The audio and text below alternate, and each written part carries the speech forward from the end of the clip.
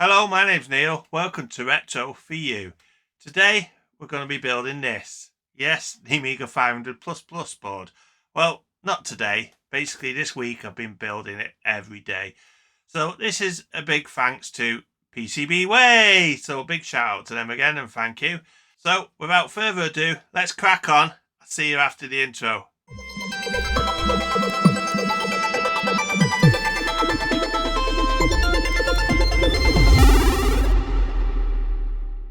Now, this video would not have been possible without PCBWay, so thanks to their support and continue supporting the channel by sending me these boards, etc.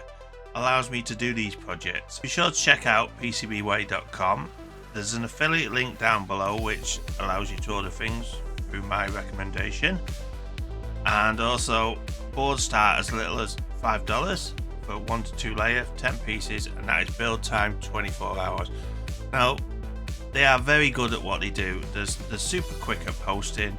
Quality of the boards are superb. They solder really nice, etc. But not only do they do boards, they do PCB assembly as well. So if you don't fancy soldering something, you can actually order it made up, which is absolutely brilliant option to do. But also they do CNC machining, 3D printing, to name but many other things they do. Now, one thing to mention today is they're actually happy birthday PCBWay. They're celebrating their 10th anniversary.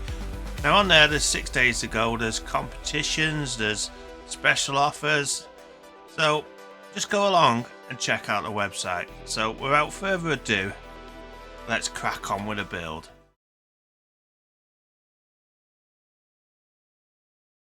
Welcome. Like I said before, this week I'm going to try and get the 500++ build finished. So what we're going to have to do is salvage some parts off this board. Now this is a dead board. It's completely knackered under the Fata Agnes chip here. A lot of the traces are gone, etc. I did try to repair it. There's some repair work under there, etc. But what I want to salvage off this, if I can, is this socket here, which is for the CPU. Now that might go well, it might go bad. Also, obviously this resistor here, this resistor bridge, if you can see this very long one here. There's also obviously the power, as well as the other ones here for the parallel, the serial, etc. And also we've got some serial ports anyway, but we're just going to pull them off anyway. And obviously the audio ports and the video out here as well we want to get. Now this is missing the RGB port, so we're going to have to salvage that off another board at a later date. Also, there's also these 74 LS chips here which need coming off, and also all these memory down here also need removing. So what I suggest you do is you listen to music and I crack on with getting this, and just sit back, enjoy, and hopefully we're going to get all these bits removed tonight.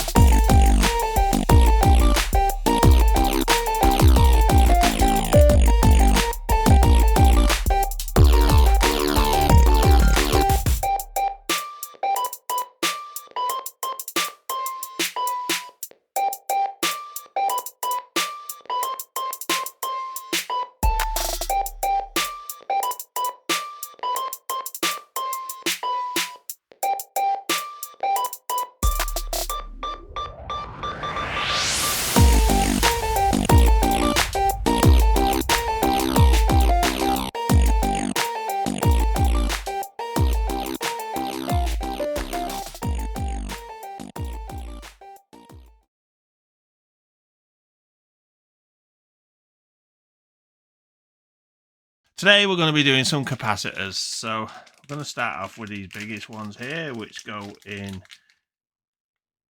C402, C401 and C307. Now again, these are the ones that you have to make sure you put them in the right way, otherwise they go bang. So let's just get them installed. They're lovely blue ones to match the board.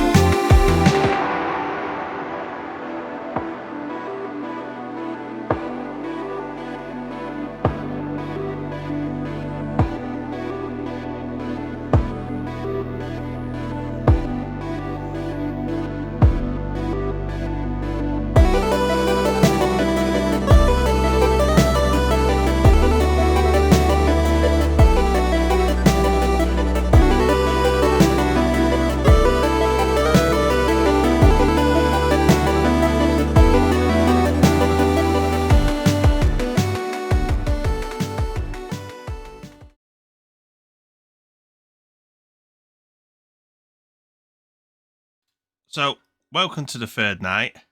we're going to carry on building this. You can see here I've got various ports, etc., which I salvaged off the salvage board.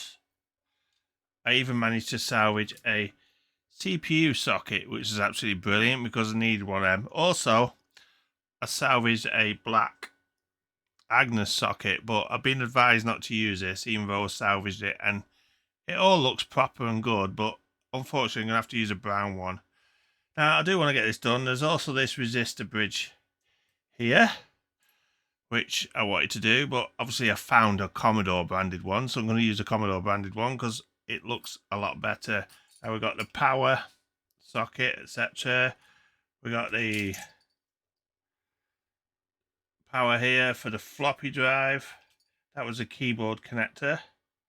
We should have the floppy drive connector somewhere as well. I mean, I pulled a lot of stuff off this board.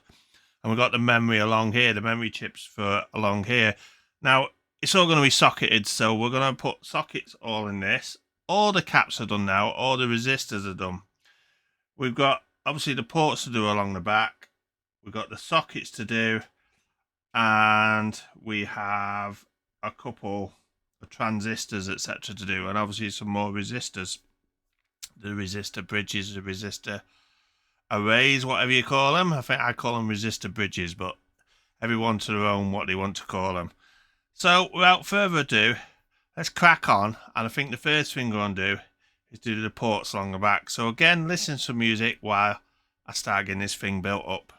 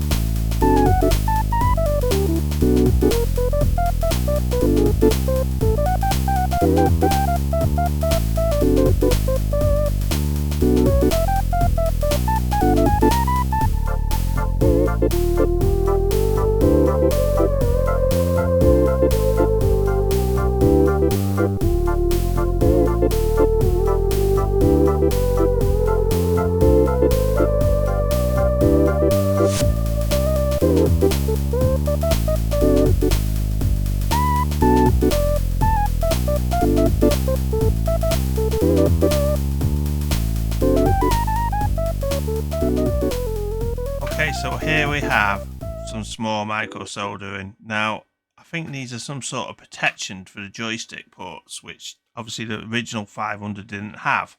So this is like an extra thing you can put in. So I'm just going to put some paste around here. And hopefully we can warm it up and then fetch. Just like so. I'm just going to use a heat gun. Turn the air down a bit before it blows everything in place. And we're just going to warm it up and hopefully it will go on the pads.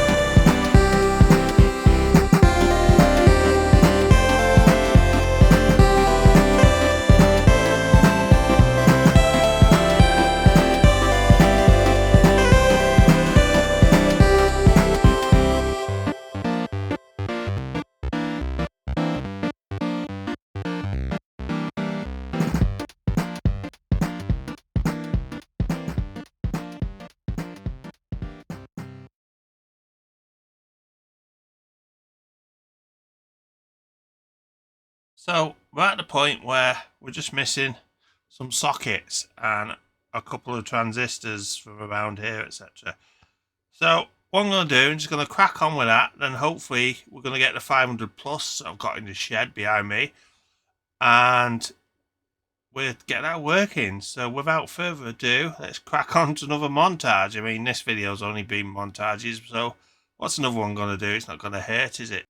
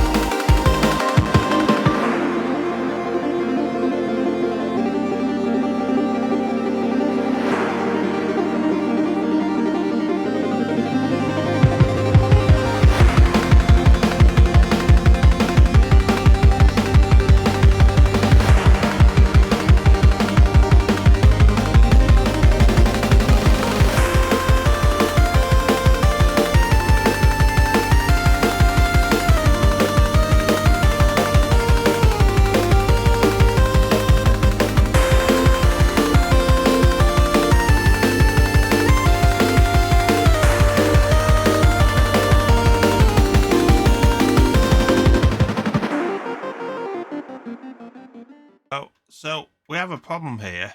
See this TC9 here? Well, here's the little trim. It should go in, and the legs are physically too big to go through the hole. So what I plan to do is I'm going to cut these legs back and solder on a couple of these here, and then hopefully that should fit. So that's my plan. So what I'm going to do is I'm just going to cut these legs down flush.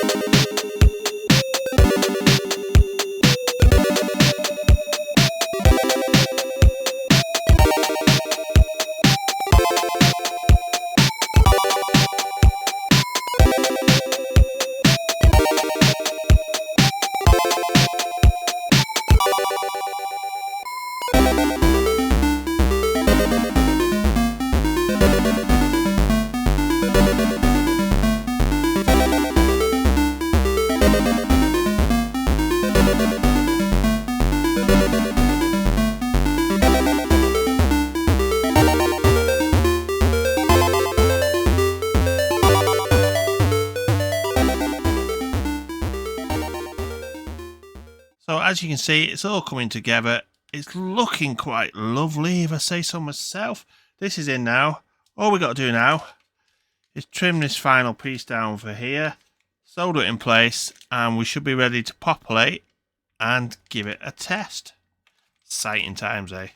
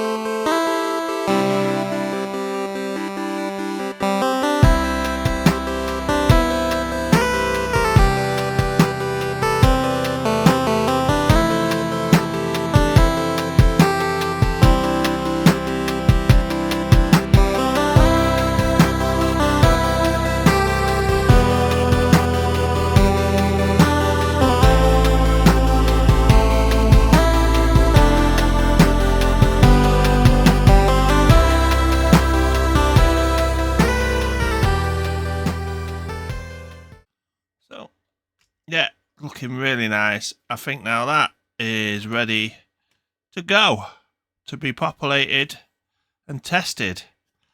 So we finally got there, guys. Hopefully, let's see if it works, because I never know whether it's going to work or not. But fingers crossed, everybody. Let's crack on getting this populated.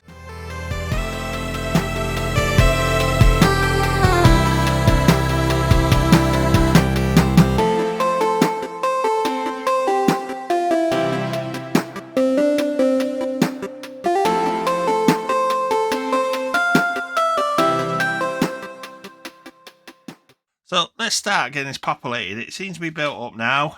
It all looks good.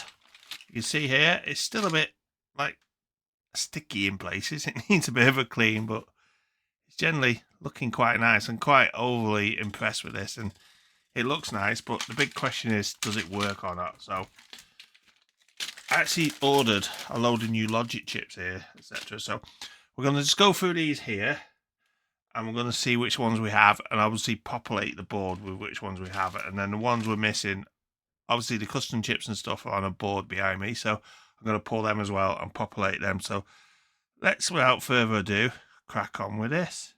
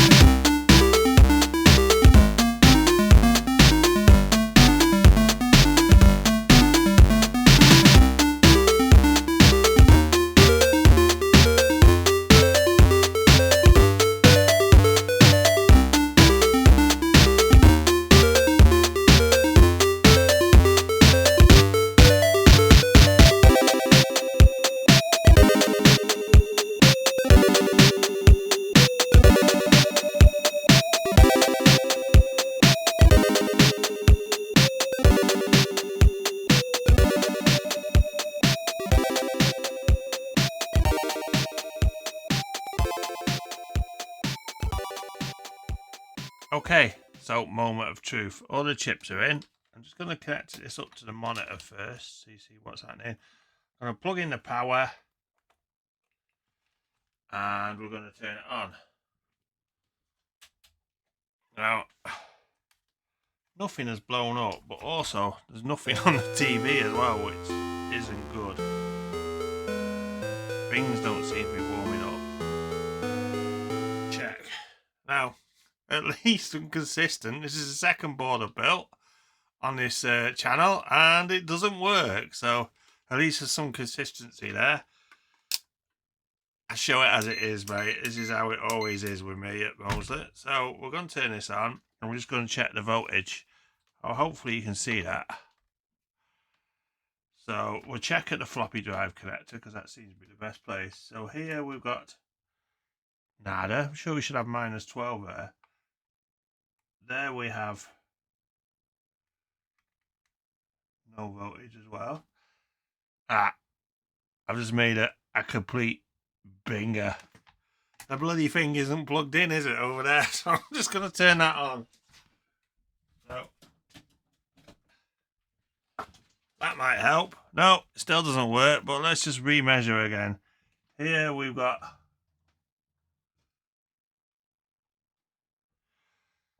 nothing. Oh, here we have 12 volt, which is good. And here we should have 5 volt, which we haven't got any 5 volt. So that seems to be a bit of a problem. So I'm just going to turn it on to continuity. And we'll go try from the 5 volt to the ground. That doesn't sound good, does it? Sounds like there's a dead short there. So, unfortunately, I'm actually due on holidays in a bit. I just looked around here. I can't see anything that's going to be causing this. So, what we're going to do is I'm going to end the video there, because it's been a really, really long video, hasn't it, this one? Obviously with a build, etc. So I'm going to just put it away till I get back at the end of the week, and I do a video on diagnosing, and we'll have a play with the oscilloscope, etc. But first we need to fix a 5 volt rail, don't we? So this week while I'm away, I'm going to be checking out obviously YouTube, reading up on these things, etc. Checking out Amiga board and finding out what to check. It's just a 5 volt we need to find, because at the moment we've got no 5 volts, so it must be a dead short somewhere. Maybe 2 pins are connected or something with my soldering. I'm not sure, but I shall see you next time on Metal for You. And thanks again. I love a board that doesn't work, and thanks for watching. I'm sure you're finding this entertaining. Well, hopefully you're finding this entertaining. And I'll see you in a mo in the outro. So we made it to the end of another video. Now this video was very long.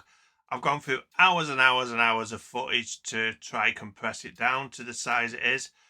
So apologies if you found it too long. But as per usual on Retro for You, this thing didn't work. I mean, there's some short on the 12 volt somewhere. I'm sure we'll be able to find it. It can't be that hard not to find it. So hopefully we'll be able to get this fixed next time, but it'll make us a diagnostics video. So like I said before, I'm away now for a week. So after that, we'll be cracking back on with this board and doing the diagnostic video and learning to use the oscilloscope more, because you probably know I'm new to this oscilloscope and diagnosing, so it's all going to help, innit? And we can learn together. So also, don't forget to check out the live stream. Now, I won't be on the live stream tonight, but it's on 8-Bit Retro Refix's channel. So just go along and check that out. They're a good group of guys. I'll more than likely be in the chat. So if you want to pop along and have a chat anyway, I mean, I'll be in the chat anyway there. So just go along and support them. You've got people like Captain Commodore there, Joseph, and they may have a special guest as well. So that's it for now. Thank you for watching. If you're new here, please hit the like button and the subscribe button, and even comment down below, even if it's hello. And if you've got any advice on this board, any advice, if you built one of these before, what it could be, why I've lost a 5 volt, then just let me know down below, and it's going to help me next week with the diagnostics. So hopefully between us all, we can get this thing working. So without further ado, that's it for now. Thanks a lot. I'm going on holidays. See you soon, guys. Bye.